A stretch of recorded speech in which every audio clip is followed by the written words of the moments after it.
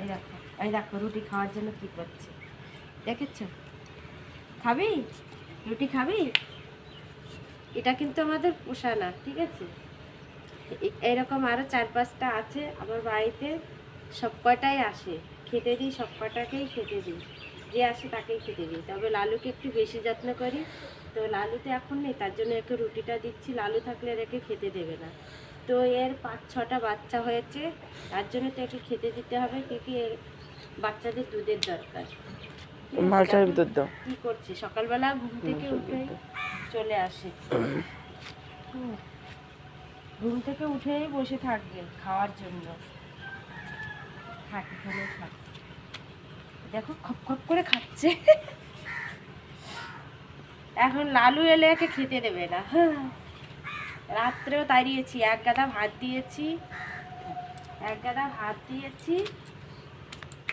তো লালু খেতে দেয়নি। তারপরে লালুকে তাড়িয়ে দিয়েছি, তারপরে কিছুটা পেয়েছে।